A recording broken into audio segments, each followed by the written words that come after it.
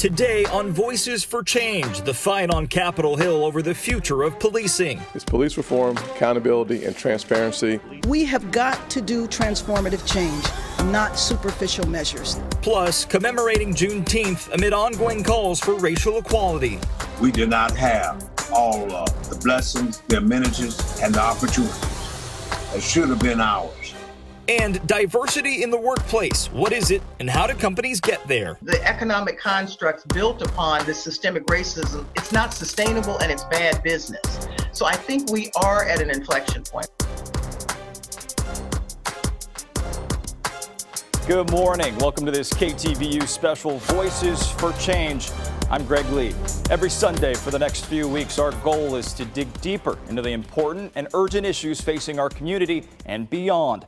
This week, we saw developments in the cases of Breonna Taylor and Rayshard Brooks, the protests and calls for police reform ignited by George Floyd's killing on Capitol Hill, dueling bills from Republicans and Democrats to create change. The question is, can they reach a meaningful compromise?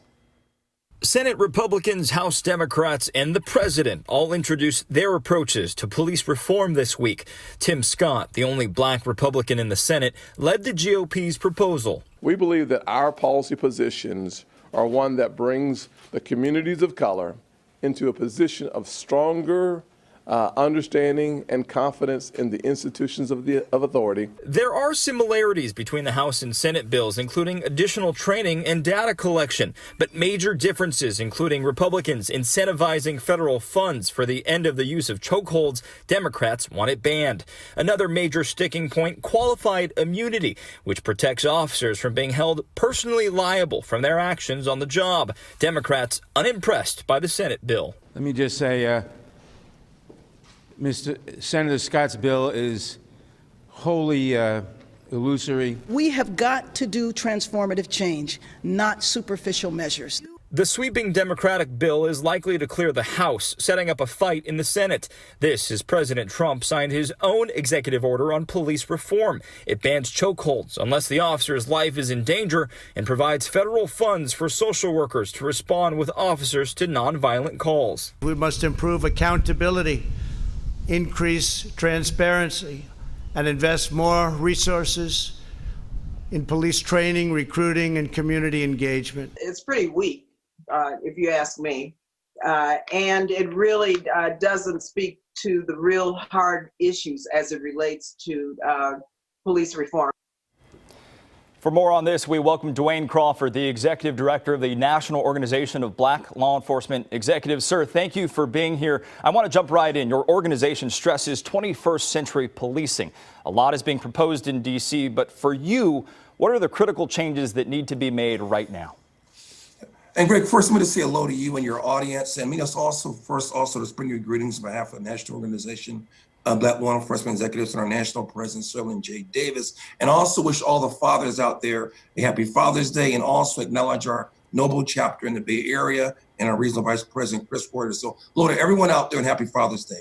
But as it relates to 21st century policing, we have been very vocal, one, in condemning the deaths of Mr. Floyd, Ms. Taylor, Mr. Arbery, and sadly, most recently, Mr. Brooks. And the areas we want to see really happen, we call it our first four. We're basically looking at this issue of 21st century policing, of how do we get bipartisan support? And we know that's going to be critical. These are the first four things we want to see, though, in addressing the use of force part of this conversation. We call it our first four. Number one, mandatory de-escalation training for all officers and agencies. Number two, a prohibition on all physical restraint maneuvers on or above the neck that either reduce oxygen or blood flow to the brain, basically banning chokeholds. Number three, mandatory requirements that officers render immediate medical aid. And then lastly, also requiring that officers intervene when they see physical force being applied either unconstitutionally or illegally by a fellow officer. We call those our first four, but to your point, when you look at this environment right now on Capitol Hill and trying to get to a bipartisan bill, there is the use of force conversation, right? And then it's a comprehensive legislation we can talk to in a few minutes. Sir, I want to ask you about qualified immunity, which is obviously a sticking point. Democrats want to gut it. Many Republicans argue doing so would affect recruiting and more. Your thoughts? Well, you probably don't want to hear this, Greg. Both parties are sound in that they have valid points. You're right. If you remove qualified immunity across the board, you're right. It's going to be difficult, not just for law enforcement officers, but government officials. But let me just say this to you. We do want to see it narrow. We do recommending narrowing the protections that are afforded police officers with the goal of making it less challenging for citizens to be able to sue in court. Now, how we narrow that and what that looks like, but I think we all would agree as Americans, we need to take a critical look. What we don't want to do is give blanket immunity across the board to the law enforcement profession. So I think the answer is yes and yes. Let's review it. Can we narrow it? Can we find a way to put more teeth into it on behalf of our citizens? At the same time, provide some level of coverage for those that serve and protect our nation. So a compromise. Sir, no question, police officers have a very difficult and dangerous job. And there is an issue of trust right now. What do you tell your members about mending that trust, especially with the Black community? Yeah.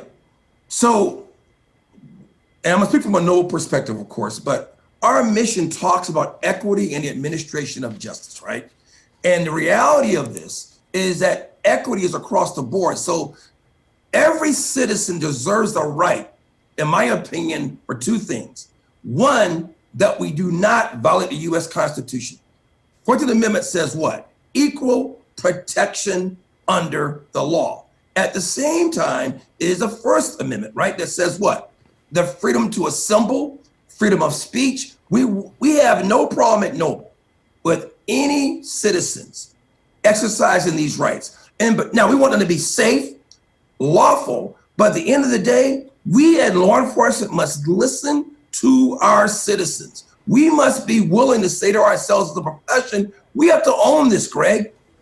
Right or wrong, do I think the vast majority of officers do a great job? Absolutely.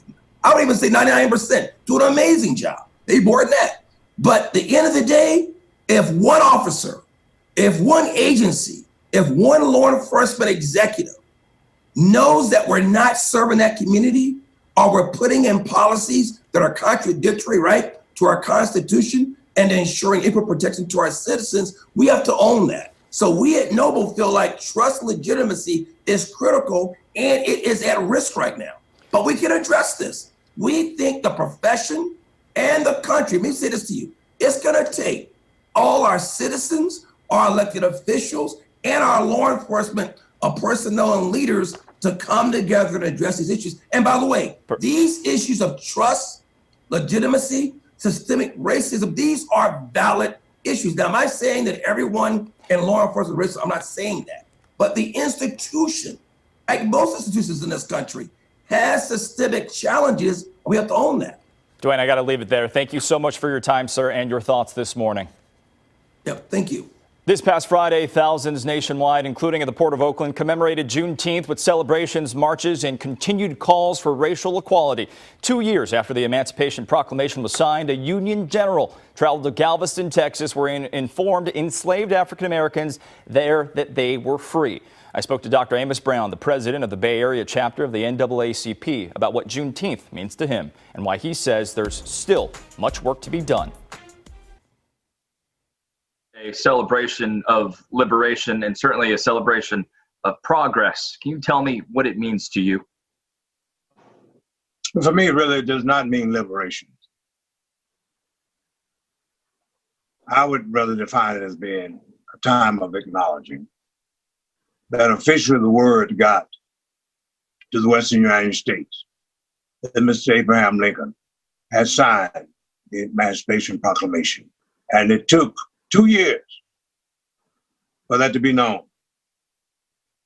And after 100+ years, still Black people in this nation are not liberated from white privilege. We are not liberated from brutality. We are not liberated from lynchings. We are not liberated for poor educational opportunities in urban communities. we're not liberated from having a disparaging profile of healthcare. I could go on citing the examples of how far we are from being one nation under God, indivisible, with liberty and justice for all. As you see the ongoing protests and calls for racial equality and social justice, how much of a turning point is this for our country, and how important is it that this moment is taken in earnest? If we don't deal with this issue of race, militarism, and materialism, Dr. King, my teacher, said, we're all going to perish as fools. If we don't deal with this issue of race in America, our original sin, as Jim Wallace calls racism, we will go the way of ancient Rome. I'm from Mississippi, and we used to do truck farming. If there was an area of the land that was impoverished, the nutrients were not in the ground, in the soil, you would get fertilizer. But you didn't put fertilizer on good soil. It would destroy the crop. You put fertilizer on the impoverished, weak soil to have a productive crop. And America needs to put some good, compensatory fertilizer on this Black community, because for many, many years, we did not have all of the blessings, the amenities, and the opportunities that should have been ours as members of this democratic republic. You don't really get to sit and rest right now because our Black, queer, and trans folks are still not liberated and free. A landmark Supreme Court decision for the LGBTQ community. We'll talk about it through the lens of racial equality. Much more on this topic coming up right after the break.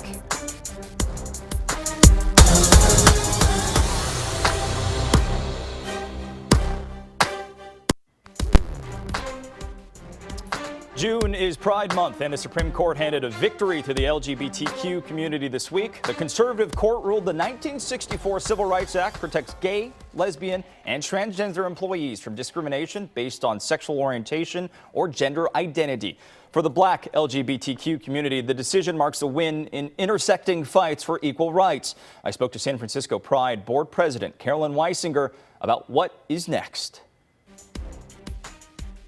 But I would love if you could frame that decision in the backdrop of ongoing protests and fights for racial equality. The Supreme Court decision was great, and we're so happy to finally have these LGBTQ protections, especially at a time where we thought we wouldn't win this fight because of the current makeup of the Supreme Court.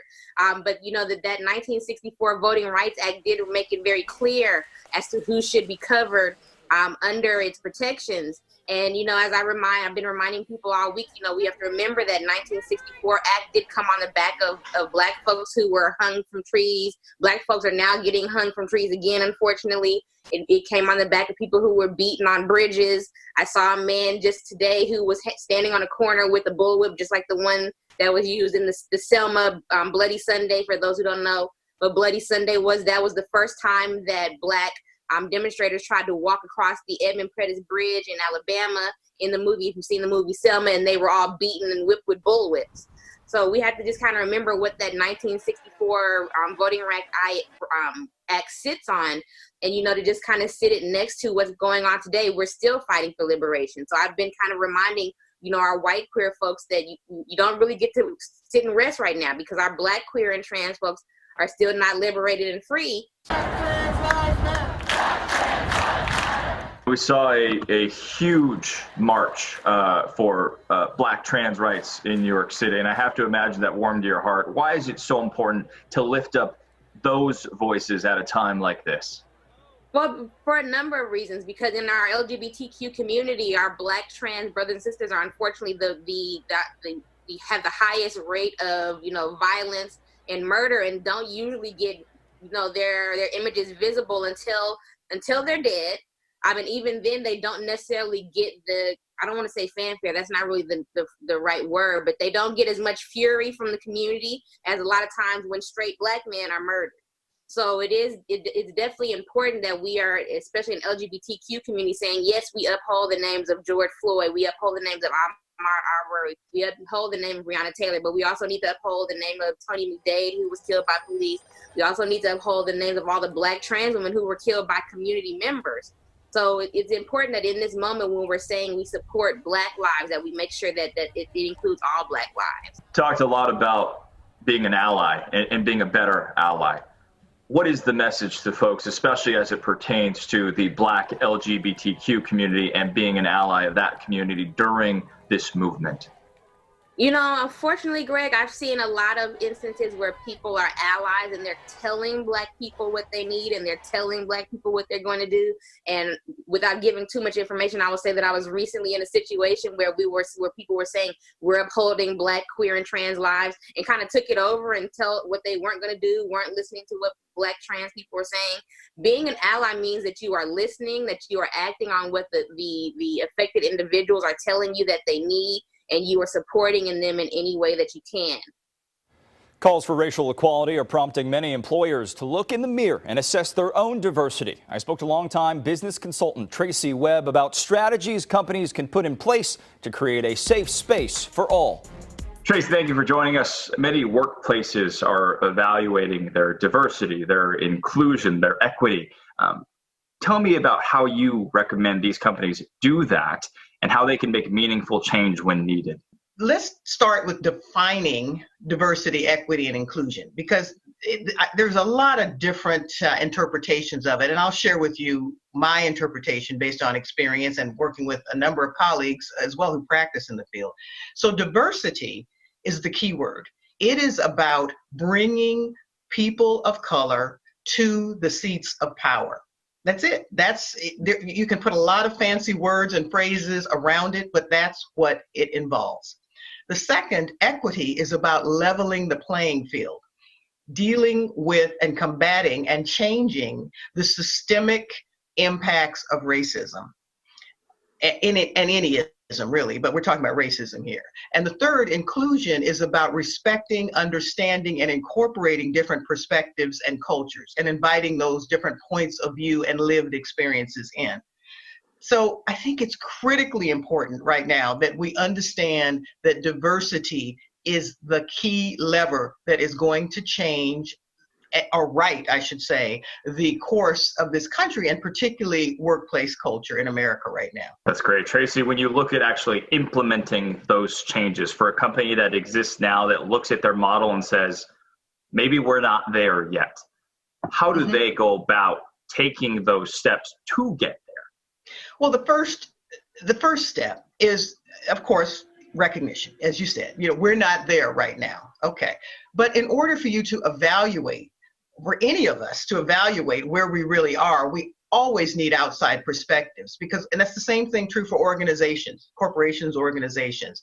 We don't have the vision, I should say the benefit of 360-degree view. You need outside perspectives. So call in trusted consultants, call in your internal employees of color.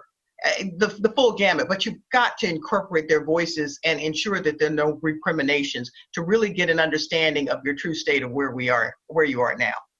The second thing is understand that, and I'm going to go out on a point of view here, the sort of knee-jerk engineered statement supporting Black Lives Matter. I think that's great to make those statements, but they mean nothing if there's no action behind it. So don't put a statement out there if you're not willing to do the hard work. The third leg of this stool is to really engage in authentic, facilitated dialogue. Where are we really? Look at the scars, the hurts, the wounds. The top of the stool is, okay, so then what do we do about it?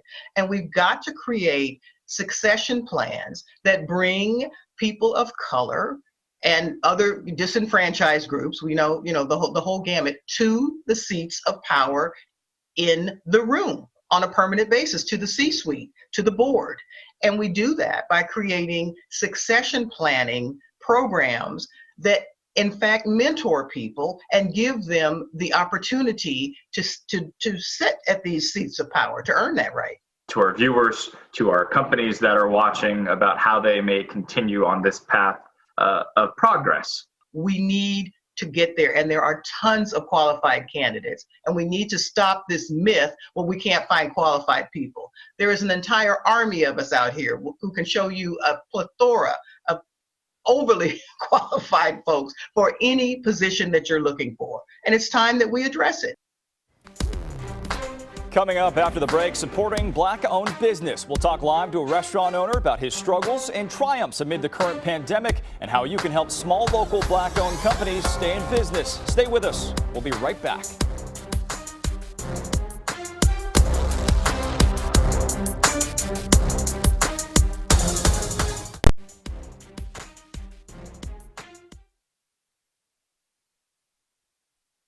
Suffering from COVID-19 shutdowns. We are joined now by Michael LeBlanc, the owner of Plate Restaurant in Hayward. Michael, thanks for being on. First, let's talk about some of the hardships you've faced as a result of the coronavirus shutdowns.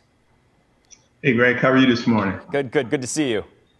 Oh, let's see. Some of the things, I am at about 25% of what we normally do in revenue, and yet from a bill side, in terms of what we have to do, we still have to pay just about 80 to 100% of the bills that we have. So obviously that's a business model that just doesn't work or is not sustainable.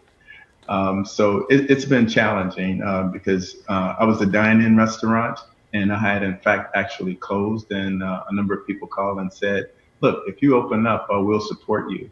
So from a different aspect other than the financial side, I've been getting a lot of community support, which has been absolutely phenomenal. Well, it's still a challenge for the business model. And Michael, I wanted to talk about that. Despite the hardships, you are really seeing people come out and wanting to support Black-owned community businesses. Tell me about that. Well, it's twofold. One is Black and one is just overall community. I've had, sometimes I've almost cried because of the type of support that we've gotten. I have people traveling far distances to come to our restaurant, even as far as San Jose and Richmond. Wow. And then some of the anecdotal stuff is really odd. I've had two people come and their bill was $64, both, one Caucasian, one Black, and both left a $67 tip. Wow. And I ran after one and said, hey, I think you made a mistake here. And they said, no, Michael, we'd like to see you in business. One was on the ethnic side, and the other was the fact that we were in the Hayward community.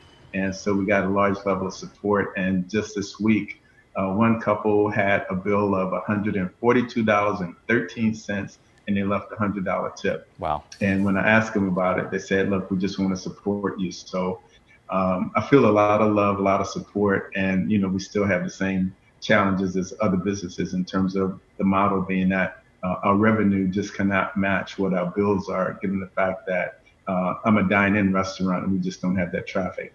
Michael, we've got about a minute left, but I want to ask you quickly about the fact that even though you're going through hardship, you have gone out of your way to help other businesses. Tell me why. Man, it's the community. Come on, let's see. We all support each other. And one thing I'd like to say, since we only have a minute, I'm going to make a pitch right now.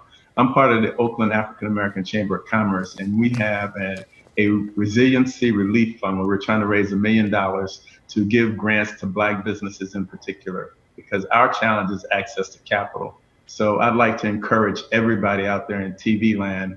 I think you guys might put it up on the screen. It's Absolutely. Oakland African American Chamber of Commerce Resiliency Fund. And we actually have someone that's doing a match with us right now. So it would behoove everybody out there to support the community and do the best that we can do right now. Michael, we appreciate it. Thank you for your time to you. Happy Father's Day to you. Good luck.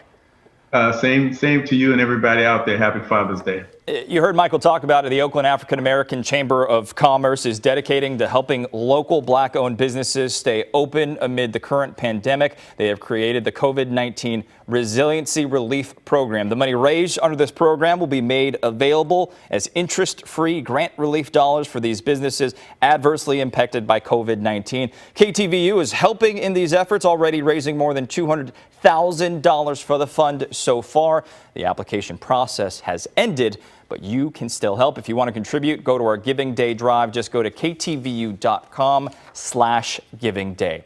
And to rewatch any of the interviews you saw today or for more on the movement taking place across the country, just download the all-new KTVU mobile app. You can find it in the App Store.